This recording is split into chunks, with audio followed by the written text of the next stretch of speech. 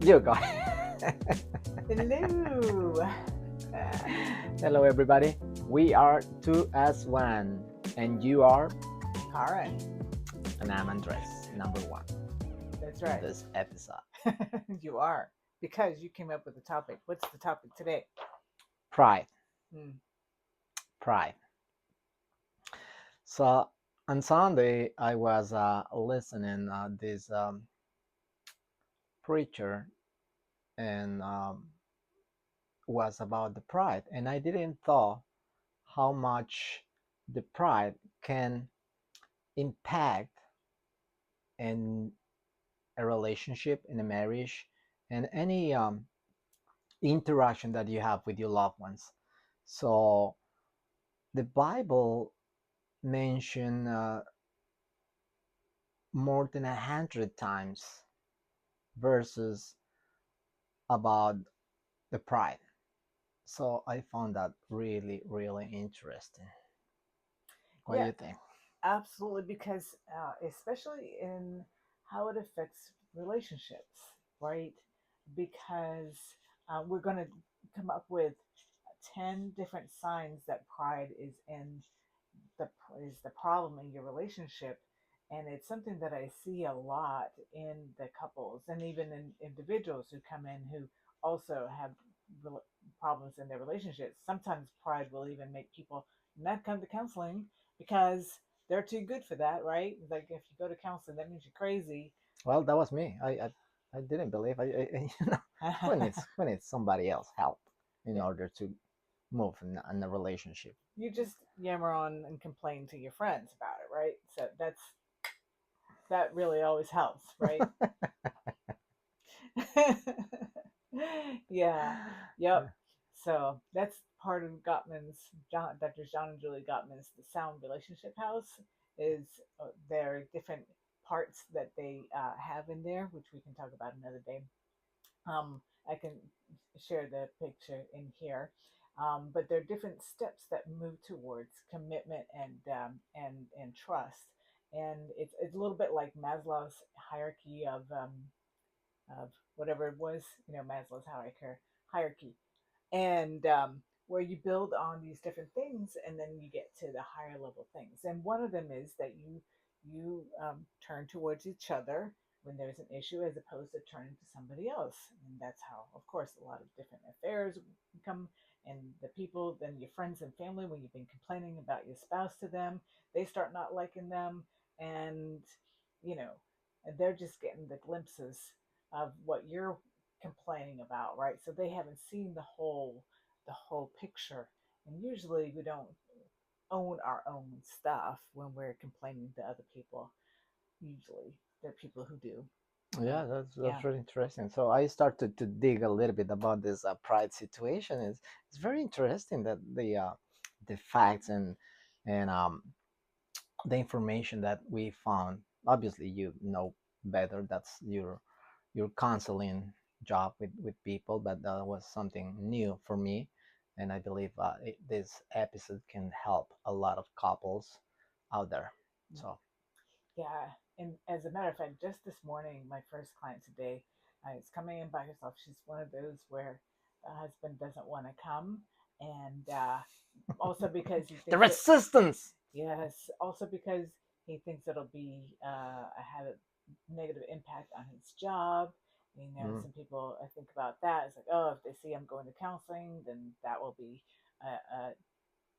a notch against me in my career at my job, which is a terrible way to go through life. And if there are any job spaces that do that, that you should actually consider that a positive, that somebody's recognizing they're having an issue and that they're working on it with somebody who has the skills and the background to be able to help them out so they can be better, more productive in the job. So if you think about it like that, what's in it for me as as an employer, um, Right. that's definitely a good way to look at it.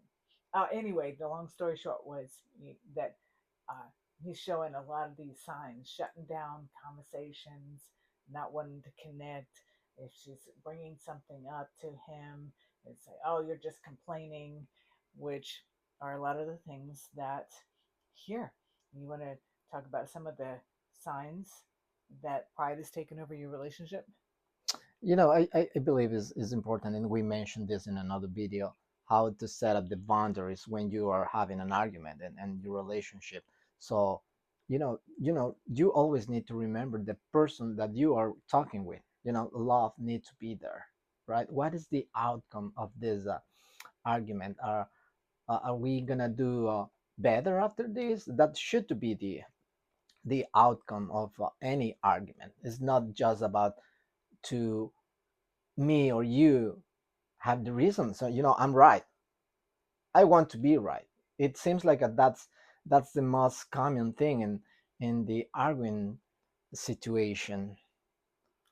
Yeah, yeah, We are arguing to see who's right, who can impose the truth. This is my truth, and you need to believe it because I'm the one.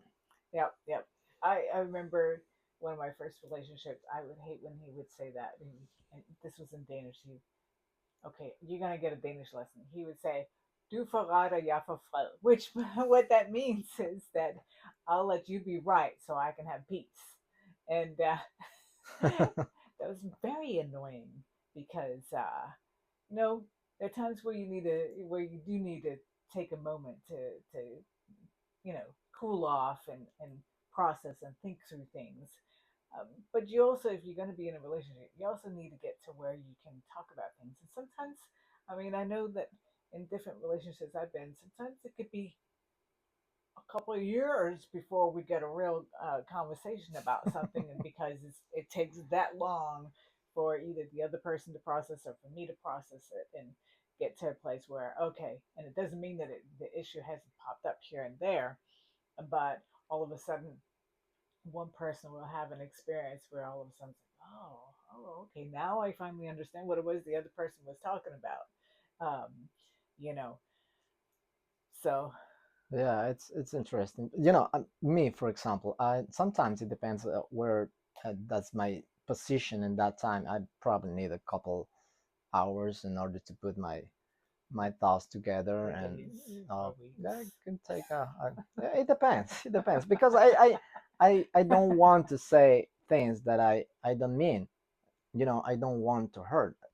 I love you, and I don't want to say something that I didn't mean. So sometimes it takes a little bit time in order to put my thoughts together and get a nice outcome Mm, after that yep. or argument. Yeah. So Yeah. Well, some of the things, some of the ways that pride affects a marriage negatively, we kind of brought up some examples here, but it's the reduction in intimacy. Um, that's a big one. Yeah, yeah. I mean, there's the physical, sexual intimacy, but also the emotional intimacy, right? So there are different layers because you start to not trust the other person. The other person is not safe anymore. The person who has all this pride, communication shuts down. And that was something I was just talking with another couple about the other day to notice if they're when they're being defensive because defensive is also a part of the pride, right? Um, so uh, I was talking to the person who tends to be defensive a lot and to notice how they feel and when they start to say something and ask questions because they were like, oh, I don't know, am I being defensive if I say anything? Because then now he was trying to act like he didn't want to say anything because he was afraid of being offensive or prideful. So I was suggesting that, well, notice what is the feeling that you have in yourself. Are you asking because you're being curious, because that's going to come out in how you're asking. It's like, really? Okay, so tell me a little bit more about how that made you feel when I did that. That's a curious question as opposed to, oh, yeah, tell me more about it, right? If I'm looking to, or you get the feeling that you want to shut this conversation down, it's like, no, I don't want to talk about this. Mm, And that's a lot of what the pride is also is shutting it down. I don't want to hear you. And we're just going to move on. exactly. So yeah, it really creates a wedge, and that gap gets deeper and wider in this relationship, and you erode trust. There's no peace. That's what the other thing, and this with this particular couple, the husband had asked the wife, it's like, well, would you rather have a relationship where a marriage where we're copacetic but not really, talking, but we're not arguing, or would you rather be single? And she was like, I'd rather be single because it's much more hurtful to be in a marriage and with no conversation, no closeness, no tenderness. Hmm. Yeah, yeah. So, yeah, what are some signs that pride might be taking over your relationship? Well, it could be a tendency to respond to stress with the negative emotions such as anger, irritability, or contempt. Hmm. That's very, very, it's a barrier. We are creating a wall in order to avoid the real talk. Yeah, I can be upset, and let's talk the next year, right. maybe the next Christmas, There you go. And it's January right right? now. Yeah, hopefully you'll forget by then. Yeah. Yeah. If your spouse or yourself, because pay attention to how you're showing up in a marriage, if there's more and more disagreeableness, it's like, I just don't agree with you just because I don't want you to be right, or I just don't want to be on your side with anything. It's almost like we're opposite teams. We're not a team together, right? So that just not wanting the sky is blue. No, it's green. Oh, this tastes wonderful. I know it's your favorite thing. No, I hate it.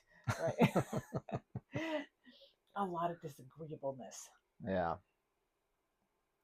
Narcissistic traits. Yeah. What do you think about that? That's kind of hmm. Well, yeah, well, if you look at what I mean, these days everybody's a narcissist if you behave in a way that somebody doesn't like. But a true narcissist is somebody who thinks that they're good at everything. I can speak 10 languages and I know two words in Italian, you know. I'm Well, I always can right. speak Danish. You can. Couple words. Yeah, yeah. Uh, so, um, they're never wrong. I'm always right. I'm superior.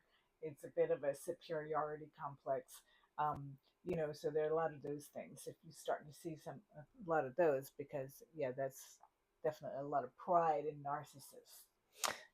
At this time in I'm in the point of my life that I honestly no need to be right. I'm not trying to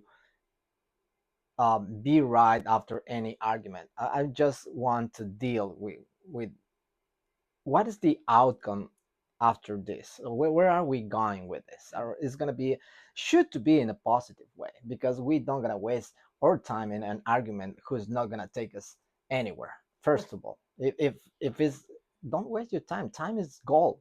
Seriously, once you realize that, and it's okay to have arguments. It's okay, gonna help the couple to go to reach the goals that you have. But if it's don't gonna take you there, don't waste your time. Yeah. What's the point? Exactly, what's the point? So, carelessness towards your commitment or responsibility to the other person. So, that things like, well, I know what we had something arranged, but this other thing came up and that sounded like more fun. So, yeah, never mind you. I'm just going to do this other thing. Or, an example was, goodness. So they have this couple I was talking about. I'm seeing just the one person because the other one doesn't want to come. And so they have two children, a 2 year old, almost 2 year old, and a baby. And so obviously she's up, with the baby. As the baby wakes up, she's breastfeeding.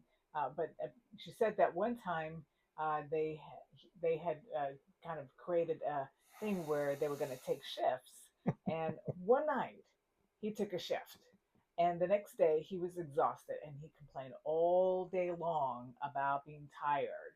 Uh, you know, but then at the same time, he saw some article about co-sleeping and this, that, and the other with an EMT that had been out on some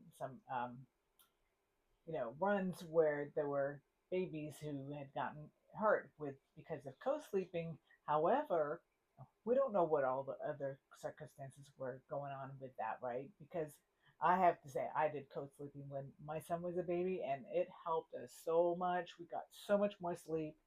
He was happy, I was happy, everybody was happy. So you have to make your own decision. And then she said, "Well, we haven't even co-slept in uh, like a month now," and that's when he takes this and freaks out. But he does not miss any sleep whatsoever. He's snoring away all night long, even with the baby. So he's feeling good. Worried about him losing sleep, not her. Ah, yeah, Refusing or finding it hard to compromise. yeah, Well, that could be at the beginning. Well, so you can get up, several times in your relationship when you want to compromise with your loved one in order to accomplish some uh, goals. It's not just to the to get married. It's more than that. What do you think? I mean, that's what I think. yeah. I mean, yeah. That's an entire life together, right? Of things that you want to do and have get done and Yeah, at the accomplish. beginning when I was reading about it, I thought it's just about the compromise in a relationship. But seriously, it's the marriage is full of compromises. Yeah. It's part of it. Well, you have two people, two lives, two different careers and wants and needs and all the things that you're putting together. And it doesn't mean to uh, give up, sacrifice you, which is another thing that is part of the pride. If one person expects the other to sacrifice everything, that's just what you're supposed to do, um, or refuses to make any changes in their life.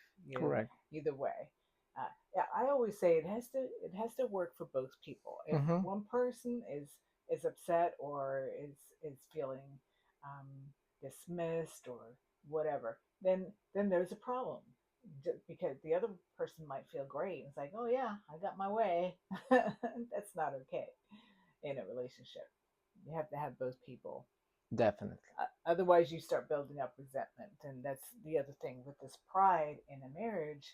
How the person that's on the receiving end of the pride is starting to build up resentment, and they feel shut down because we can never have the conversation. So, is pride always bad? Well, I don't think it's always bad because you can be pride about the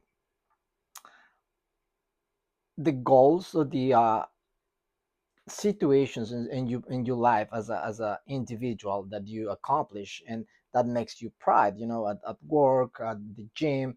That's okay. It's I believe if you share those accomplishments in a right way, it's not what you say, it's how you say things, right? That makes a huge difference. I don't think pride is always bad. No, and that's where it's the pride that is in a negative way is when it's I'm better than you. I'm better than you because I have a master's degree and you work here. You're a janitor or whatever kind of thing. That's bad pride. Mm-hmm. Yeah, for sure. Because we're Absolutely. all human beings. Correct, correct. Yes. Yeah.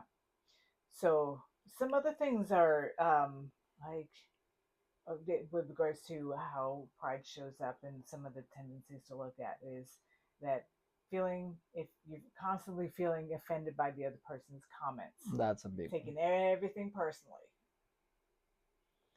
Ah, That's something that I always try to share with my coworkers, because we are in kind of a lot of customer service, and sometimes the people had the tendency to get offended easily about the comments or looks or how the people interact with you. So I always emphasize and don't take anything personal. Is the interaction that you have with this person is just a few seconds. So they don't know you don't know them. You have no idea what's going on with that person, right? So don't take anything personal, and don't let that interaction with that person change your day, Mm. because one more time, you are the captain.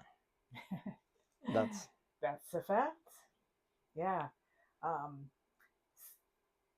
so something else is evaluating some tasks being beneath you and refusing to complete them. So I think that's something like, okay, well, I'm not going to take the garbage out because I don't touch the garbage. because I'm the doctor. or you don't want to clean the house because you're the man, Yeah, and those types of things. He's actually very good at cleaning. right. Yeah, he even gets in the cracks of the windows. It's amazing. It's beautiful. All right. So, root cause of pride, and I usually say I didn't understand the saying at first. Hurt people hurt people. There's there's often a lot of that, um, because they feel insecure.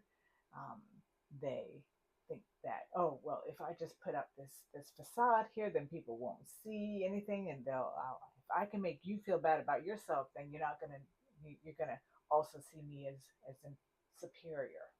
I never saw a connection between those things, as getting in this pride situation, how it's very, very strongly attached to that what you just mentioned. Mhm. That's really a big thing.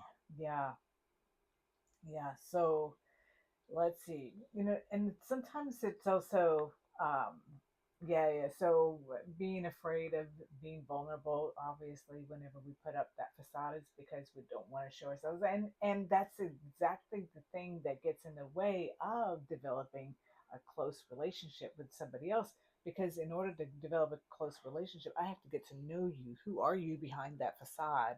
you know and behind the stink eye, if you want to give the stink eye, right? But but when we open up, and when I allow myself to be vulnerable and let you know more about how I'm feeling and what does this do, this, that, and the other, you get to know who I am behind the facade. We could all put up, you know, facades one way, shape, or another, and there could be something totally different going on behind the facade. You can show up as, all confident in this, that, and the other, but really on the inside, I'm feeling like I am shivering and quivering because I am so shy and feel insecure. Um, or you can show up with a happy face while on the inside I'm falling apart. I'm sad. I'm crumbling because of something. This is what happens in a lot of times with suicides, that people are shocked because they have no idea. Um, we're good at putting up a facade. I believe, yeah. Yeah. Well, but also, so it could be, a lot of some of the sources of pride can be, being bullied as a child, being put down a lot as a child, not being heard as a child, being over criticized as a child. It can also be the opposite. If you were excessively praised for everything and you could Yeah, never do anything I wrong. believe that's where we are as a society right now with our kids. And when once they grow up and they face the reality, it's gonna be a shock. It's not what I've been told. Yeah, yeah. Everybody doesn't put a bubble wrap around you, and the universe does not revolve around you. So, That's extremely important to take in consideration. Yeah. yeah, yeah, yeah. So, let's see. Let's see. So, 5 ways that pride hurts your romantic relationship and yourself, actually. And one, we touched on that in the beginning, is that decreased sex life. Who wants to have sex with somebody who's always like, "Oh, I'm better than you," and your feelings don't matter. It's all about me, myself, and I, right? That's when the communication is broken. I don't think you're gonna get anything after that. Yeah, yeah, yeah. So keep that in mind. Yep. Insecurity. Yeah, yeah, yeah. Oh, insecurity, yes. So, um, yeah. And how is that? Well, you can show to your partner the things that you are not strong, the areas that you need to work, and how that gonna affect the relationship when you create a facade, and when you face a real situation, that when you present yourself as a tough guy, and then a situation just show up and you are really not that guy, you are not really that tough, Yeah. and that's create this insecurity, and you create this facade in order to cover that. Mm, yeah. Yeah.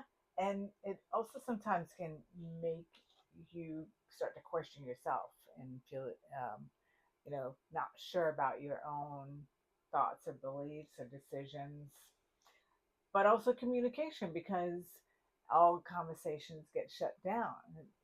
You don't know anything. I know more than you, and you're just complaining. And so stop complaining. I don't want to hear about your complaining type of thing. So yeah, you start to bottle things up and put them away. And all those bottled up emotions, they come out some way, shape, or another. They can show up as in physical hurts and aches and pains and whatnot. They can also show up as in, oh, all of a sudden that was the last straw and now you blow up. So a lot of ways that it can hurt that. Hmm. So I was reading this book, and highly recommend how to win friends and influence people. And one of the chapters over here, it's fascinating. Is a drop of honey, and I'm gonna share with you the first letters in this one. If your temper is aroused and you tell them thing or two, you will have a fine time unloading your feelings. But what about the other person? Will he or she share your pleasure? Will your belligerent tones, your hostile attitude, make it easy for the other to agree with you? How that gonna help? Right? Just think a drop of honey in the way how you present your argument can change for a good. And you've gotten really good at that here lately. Yeah, yeah, Yes. it's helping. It works. So Yeah. we had a situation a couple days ago, right? So I was had a very long day at work, and I was trying to get ready for the very next day, and I was doing my stuff, and we had a situation, and I was not ready to talk about it that night. So at the very next day, I found this in this book. Actually, Ah, I didn't share with you, you but put it to practice. yeah, I put this in practice, and says the chapter says what everybody wants, right? And he says, wouldn't you like to have a magic phrase that will stop arguments, eliminate ill feelings, create goodwill, and make the other person listen attentively? Yes. All right. Here it is.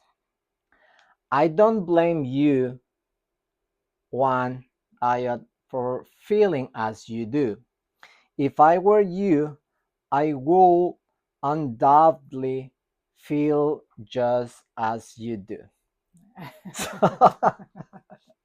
I put this phrase in practice the very next day. Oh my God, the outcome was fantastic. Magical.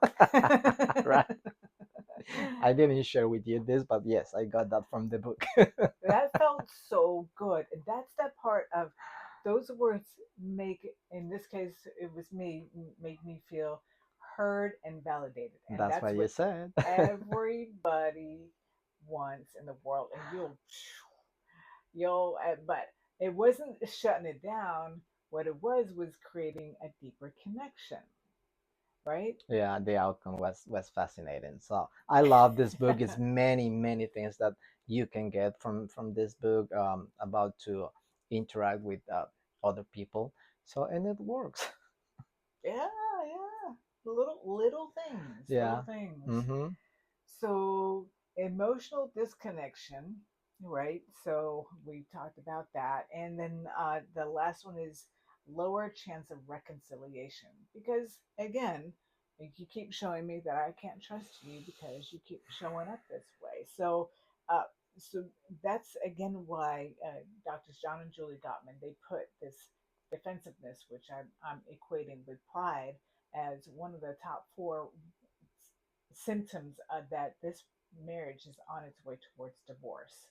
It's very, very destructive. Yeah. So Yeah. Oh, go ahead.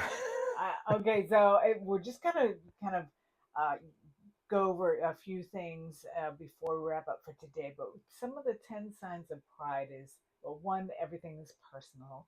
Um, and then there's fault finding. I'm finding every little thing in you that is wrong. Refusal to be influenced by your spouse. Yeah, that was just like the couple. Well, the where we're seeing one half of the couple right this morning because the husband doesn't want to hear anything. Now I'm just hearing her side. Um, however, this is what happens in a lot of these relationships that it's just all about me, myself, and I. And yeah, Addiction to attention. okay. Oh, I missed one. Yeah, you keep doing that. It's so funny. Anyway, I'm like, okay. But yeah, addiction to attention that they just always want it, It's always about me. me, myself, and I, like I said, I mean, who cares? and ignoring the needs of others. And that was exactly what you know, what I was just talking about with the example with the one where it's just the wife that's coming in. It's like, oh, who cares? You get up all night with the baby. Yeah, but I'm tired from getting up for one night, right? And not wanting to have discussions every time you talk about something that's going on in your life. You're complaining. Um, so Now let's talk about this one. Refusal to submit to authority. That could be interesting. yeah, Who's the authority? I'm the chief, or you are the chief. Who's the chief? Who's the boss? Remember that show? yeah. Oh yeah. Oh wow, I forgot about that one. Tony Danza. Yeah, yeah, Yeah. yeah. Wow, that's going back a few decades. Well, in our marriage, we are equal. Uh, God is the authority, so we are equal in any situation. Some things Karen is really good at, and another things I'm the one. So we are same level. Yes, yes. Now, so for example, there's like the law of the land. That's an authority, but that doesn't apply to me. Or like where you work. I work. I'm my own boss. So, but I do have certain things obviously that I need to take care of, right? So those kinds of things, like where you work. Well, when I was the police officer, I was the boss. You were Still, back in the good old days. the good old days. So inability to see opposing viewpoints. I think that some of this is a little bit, you know, the same, but saying in a different way. So yeah, that I only I have I have been in relationships with some of these people and work with some of these people. It's like there is only my viewpoint. I only understand when things that I've been through. So if I haven't experienced it, it just doesn't happen, and it's very frustrating. Yeah, never asking for help, always expecting service. I don't think it's anything wrong when you ask for help, not just in the marriage and in general in life. It's okay if you don't know, you don't know. You need somebody else to guide you to with a better expertise and something. Just ask the question. Yeah, What's wrong with that? yeah. But the second half of this is that, um, but expecting to be serviced. Yeah. So, yeah, you're just supposed to know that you're the husband, so you're supposed to service me in certain ways, right? or I'm the wife, so I'm supposed to, you know, do the dishes and pick up your clothes when you've been throwing it all over the place, which you don't do, thank goodness. But those kinds of things. So refusal to say I'm sorry, again, because they don't want to. If you're wrong, you're wrong. Just recognize Yeah, and yeah, reconciliate and yeah. And move forward. I don't think we really say I'm sorry much, but I don't think you always have to say. That's just me. Some people really have to hear the words, uh, but I think a lot of other ways of going about it.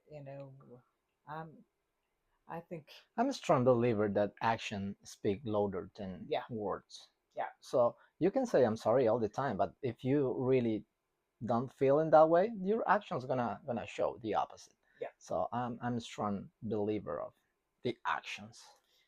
yeah. It's got to show up there. So finally, last but not least, you found some Bible. Well, as I mentioned at the beginning, is more than 100 connections. What the Bible talks about to the pride, and it's really interesting. I have some over here that I want to share with you. Even if you are not a religious person, I believe your relation with God is above to any religion. So Proverbs 16:18 says, "Pride goes before destruction, and how Haughty. haughty spirit before a fall." James 4:6, "But he gives more grace. Therefore it says, God opposes the proud, but gives grace to the humble." You want to read a couple of those? We don't Uh, gonna share the 100 because it's a lot of wisdom in the Bible. I love Here's one. Uh, okay. Okay. And John 2.16. Is that how you say it? it. Okay. I'm obviously 2:16. I'm not a Bible person. So, for all that is in the world, the desires of the flesh and the desires of the eyes and pride of life is not from the Father, but is from the world. And the last one, Proverbs 29:23. One's pride will bring him low, but he who is low in spirit will obtain honor. So, There you have it. See if you understood those phrases. I think it's a little difficult to understand some of them. That's why I like when you explain that to me.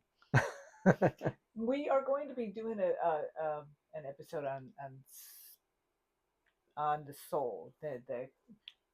That the soul never goes away. That is forever, and some of the science behind that, because that is also another one of and your that's a beautiful. expertises. I love it. I love Yeah, that topic. yeah. We are immortals. We are eternal beings. And with that, let us know what are some of your experiences, either that you noticed, or maybe through this episode have noticed that, well, maybe I have a little pride that I need to work on, or my spouse has or I'm in a relationship with somebody who's very prideful, and I can see how that's what's creeping up in our relationship and causing some problems. And let us know what are some of the things that you've done about it. Like, did you end the relationship because of it? Sometimes that's what you have to do. Um, or were you able to get through and help have them see your way and develop a relationship out of what you had? Let us know the experiences, what you did, and of course, as always, if this is something that you makes you think of somebody that you know who could this could benefit, share, like all the things, And subscribe. and subscribe. So, love you all. Go out and shine your beautiful inner light. See ya.